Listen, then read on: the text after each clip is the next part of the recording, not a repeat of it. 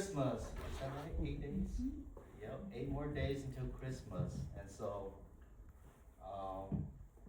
I was debating at the Yalgoyopka today about something Christmas theme or New Year's related because the last day before we go into New Year's too, last Wednesday. So I debated back and forth, but since Bitch go to Christmas, today is going to be, it's not about Christmas, but it's about this theme around Christmas.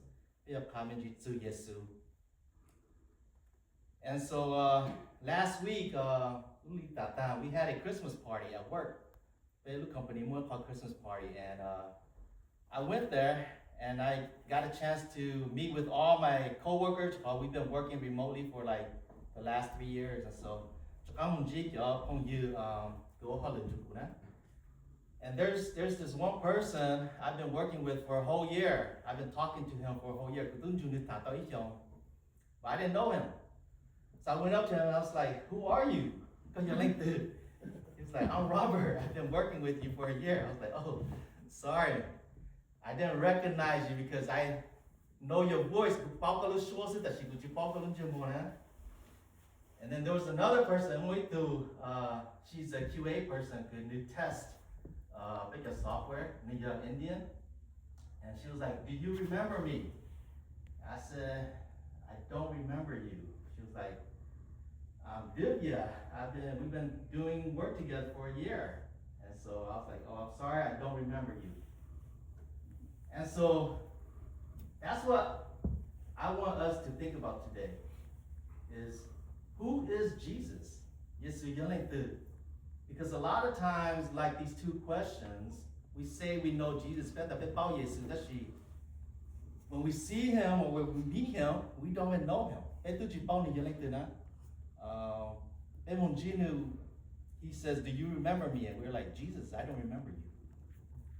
And so that got me thinking, and in Matthew 16:13-16, this is when Jesus was walking with his disciples. And he asked his disciples, "Who do people say is the Son of Man?"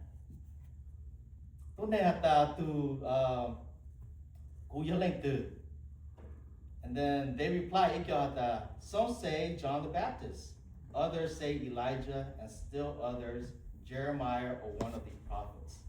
Johann Baptismo, Elijah, Jeremiah. And then Jesus said, "What about you? Who do you say I am?"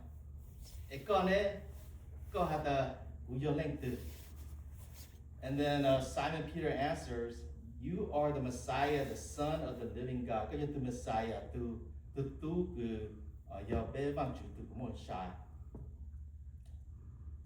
and so this evening, I want us to think about, who is Jesus? If Jesus was to ask us, "Who do you say I am?" Can you answer that question?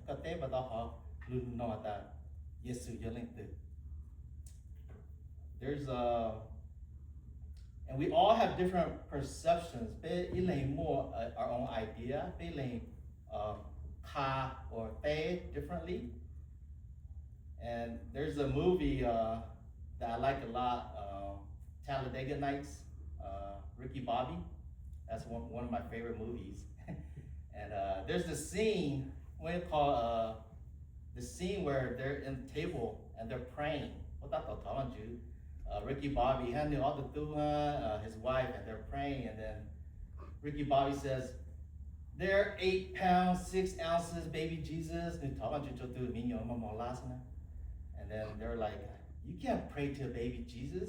And he's like, I can pray to the Jesus that I like, or I remember.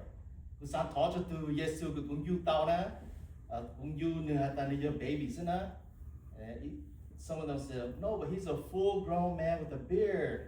He's like, "Well, I'm going to pray to the baby Jesus," right? And so sometimes we're like that. We pray to the Jesus that we think he is. But Jesus tells us in the book of John, there are 7 I ams. And so we're going to look at these 7 things of who Jesus says he is. And so we look in John 6:35.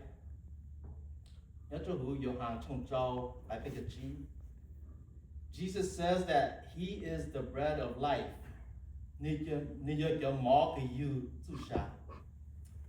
I am the bread of life. Whoever comes to me will never go hungry, and whoever believes me will never be thirsty.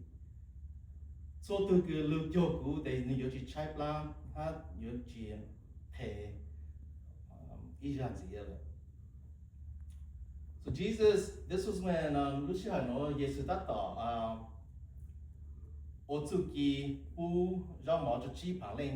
so he had just done a miracle and he fed 5,000 people. And they were questioning him, like, where our ancestors ate manna, what are you going to give us?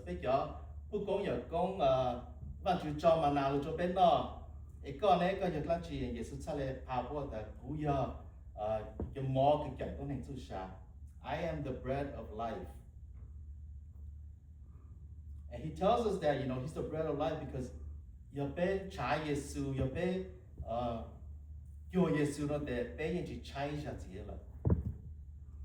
and so a lot of times when we eat, like especially Chinese food and pho, like at the restaurant, 1 hour later you're gonna be hungry again, right? Pho and Chinese food does that to you. But then if we search for Jesus, we will never be hungry again. And so that's what he tells us, and that for us to have him be the bread of life. And so some people, they keep searching. Right?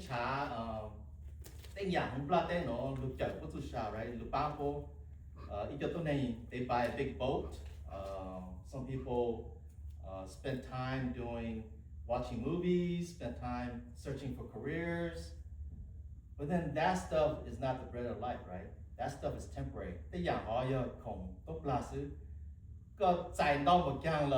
Later on, you're going to be hungry again. You're going to be thirsty again. And so Jesus says, I am the bread that will satisfy you. So the second thing Jesus tells us is that he is the light of the world in John 8:12.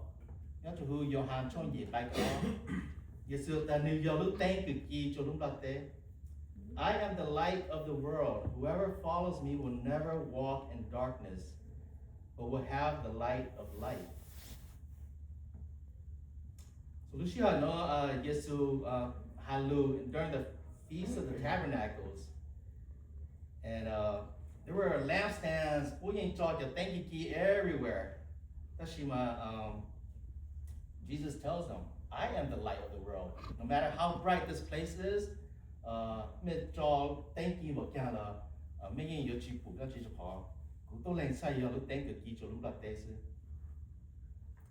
and he says the same thing again. The blind person, and he was about to do a miracle and cure his blindness. Jesus says that I am the light of the world, and that he cures the man's blindness who can see again. So that he wasn't just curing and doing a miracle, it was an example to say that he's the light and that you can see if you go towards Jesus. And in my wife and our bedroom, when you get old, I have to go pee at 4 in the morning every day now. And so I wake up and then it's all dark. And so the first couple times I tried to just go through walking in the darkness because I was like, yeah, I know where the bathroom is. I can just walk through. And I hit the bed a couple of times. I hit the wall a couple of times. And so I was like, I'm not going to do this again. So every time I have to go now, I turn on my phone and then I turn on the light. And I tell my wife, I said, we need to get some night lights, but she refuses to get night lights because she says she can't sleep. So we're still debating on that. But that is how we are. A lot of times, even though we say we know Jesus, and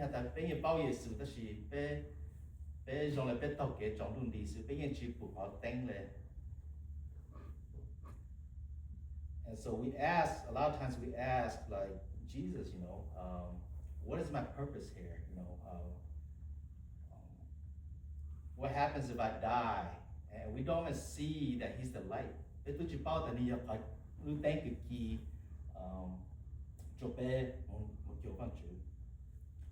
So he is the light in the world, and he shines the brightest for us to follow. So that's the second thing, okay? The first one is he is the bread of life. The second is he is the light of the world. The third thing, he is the door. In John 10:7, therefore Jesus said again, very truly I tell you, I am the gate for the sheep. Also, John 10:9, I am the gate. Whoever enters through me will not be saved. They will come in and go out and find pasture. So Yesu because during this time, when they lead a group of sheep, there's only one gate.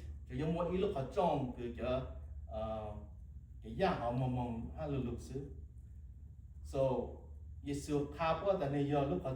that this is the only way in and the only way out. And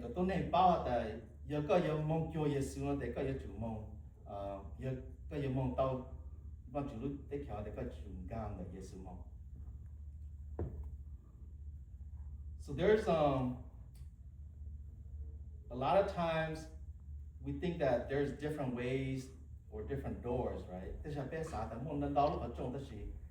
Jesus clearly states here that he is the door. He didn't say that there are several doors. He didn't say that you can go this way or that way. He says, I am the door.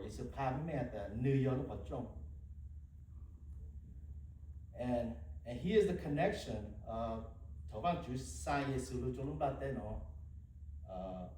Jesus became that door for us between heaven and earth.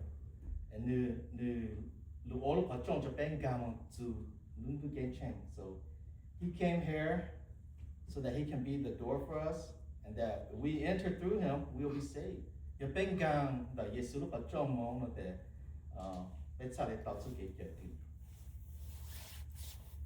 Okay? The fourth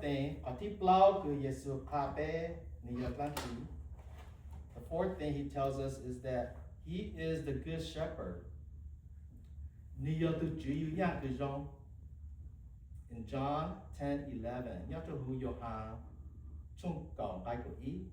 it says, I am the good shepherd. The good shepherd lays down his life for the sheep.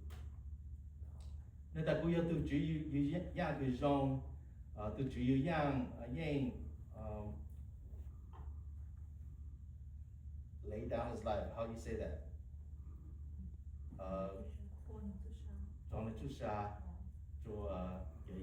Right?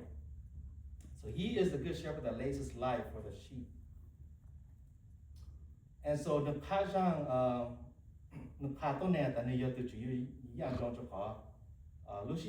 there's he also tells about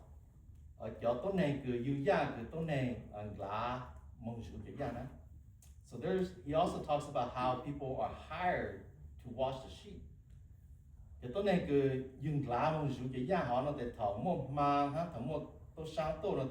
run away, right? And he talks about how if you're a hired servant, when the thieves come and the wolves come, they run away. When danger comes, they run away. And so he says he is the good shepherd. Because he will lay down his life.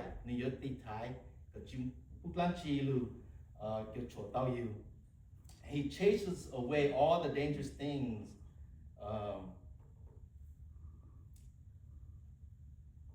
And that he won't ever abandon us. There was a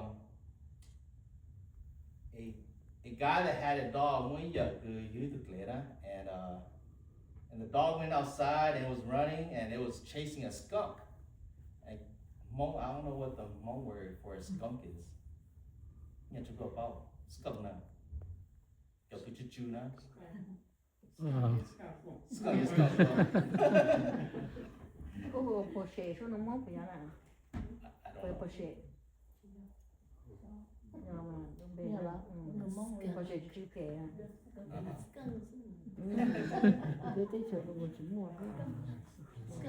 Skunk, I guess skunk would be so the skunk and chased the skunk, and then when it got to the skunk sprayed all the chemicals all over the dog, right? So took into the house, and it was smelling really bad, and so he had two choices. Either outside for like a week, go away.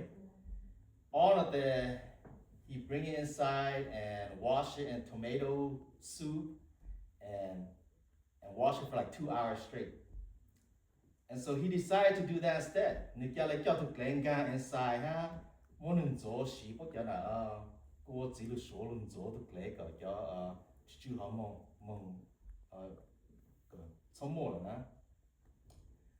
and so I tell you that story because we're the same way, right?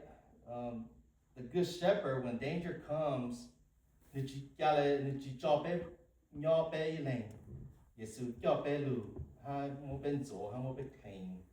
takes care of us. So he is the good shepherd that watches over us and that chases away all the danger away. Okay? Patichi, the fifth thing that Jesus says he is that I am the resurrection and the life. In John 11:25,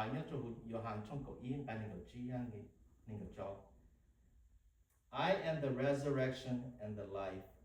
The one who believes me will live, even though they die.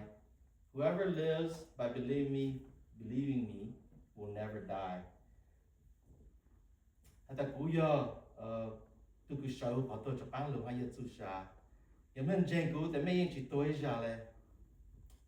So Yesu pa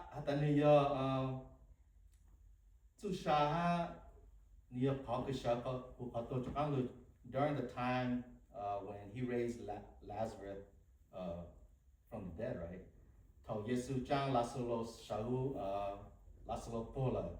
And he's been dead for 3 days, and then on the 4th day, Jesus went and raised him from the dead. And he wanted to demonstrate his power.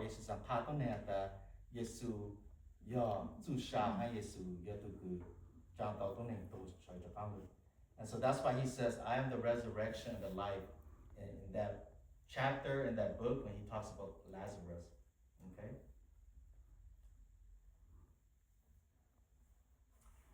And so, religion, there's a lot of religions that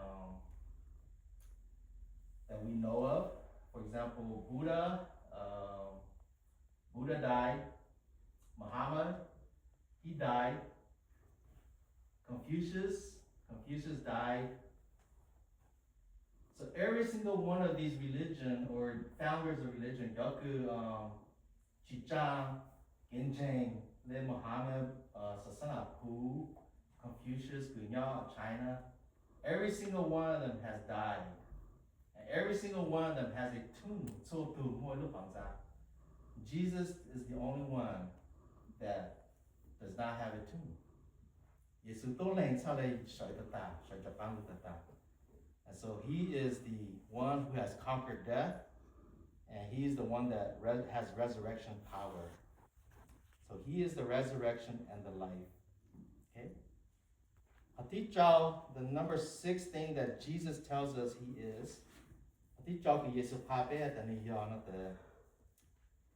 is the way, the truth, and the life. In John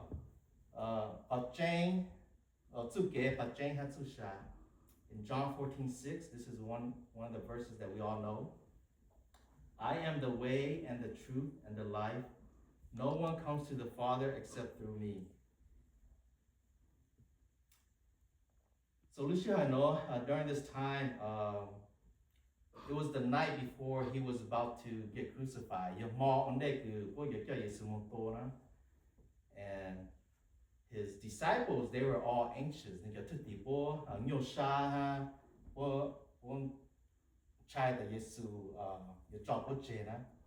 That he was going to leave them. And so Thomas asked Jesus, Lord, we don't know where you're going, so how can we know the way?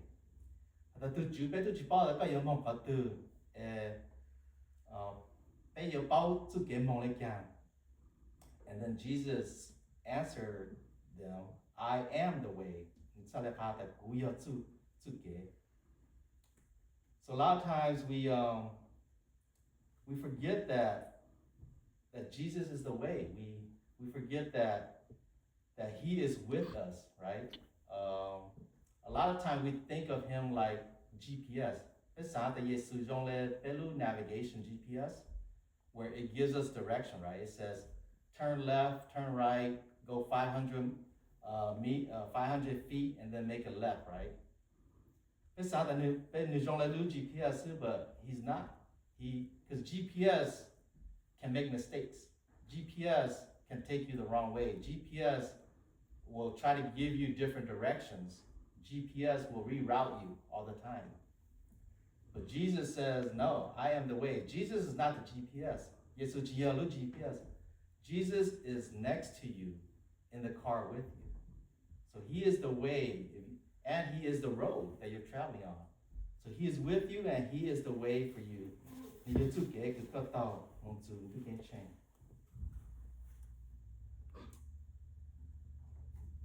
And the last one, that Jesus tells us is in John 15:1. He says that he is the true vine.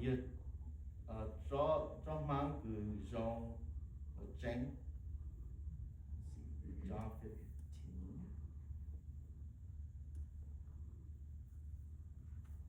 Pull up the long version.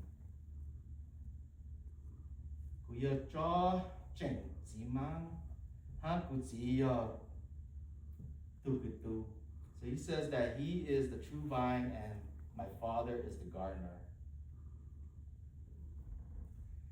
So he spoke these words,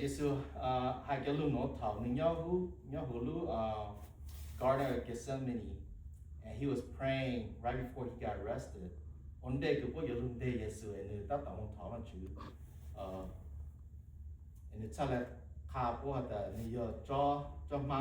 He is the true vine.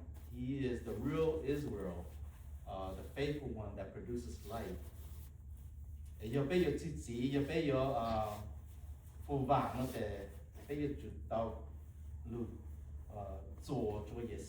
We have to be branches of the vine, and we can't be away from the vine. A lot of times we think that we go to church,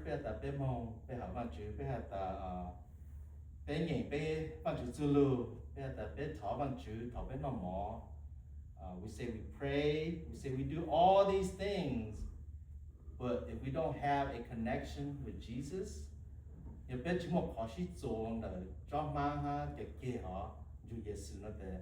all the stuff that we do means nothing.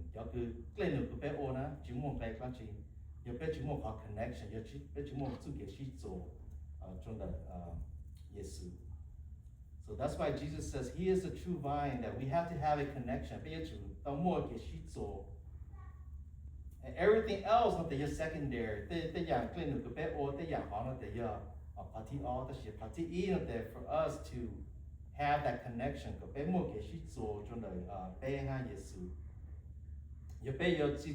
are to bear fruit.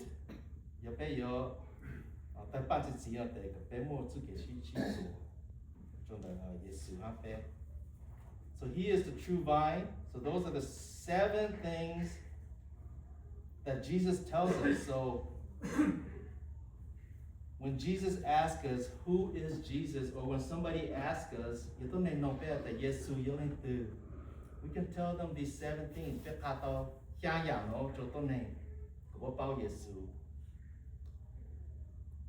So if they're hungry,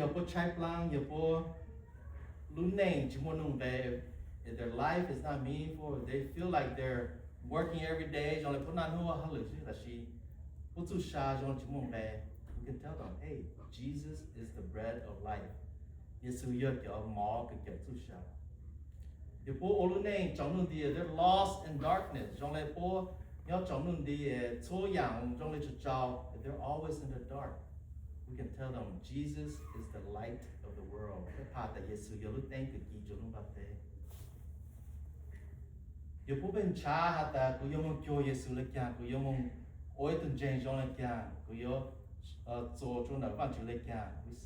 tell them that Jesus is the door. If they need guidance, if they need protection,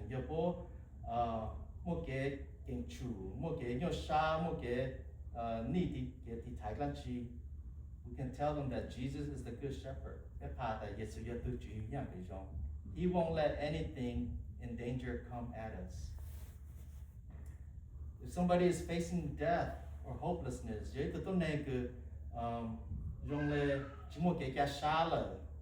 can tell them that Jesus is the resurrection and the life.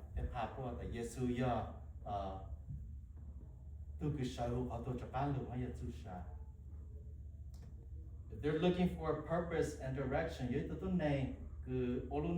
find your food, could you if they're looking for purpose, if they're lost, we can say Jesus is the way, the truth, and the life.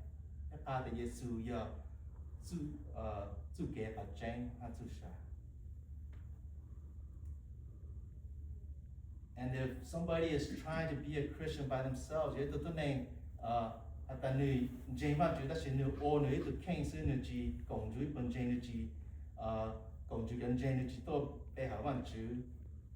we can tell them that Jesus is the true vine. You have to have a connection. That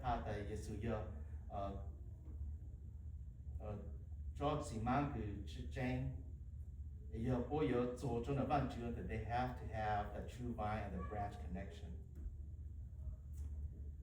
And so those are the 7 things that I wanted us to look at today.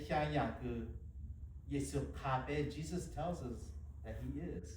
And this is from the book of John. This is his word. That's who he is. And so this Christmas, as we think about the little baby Jesus in the manger, we think about the Christmas presents, all that stuff. I want us to be reminded of these 7 things that Jesus tells us who he is, so that we can keep it in our lives and remember it. And if somebody asks us, who is Jesus? Then we can answer them with these answers. Okay? So that is all I have today.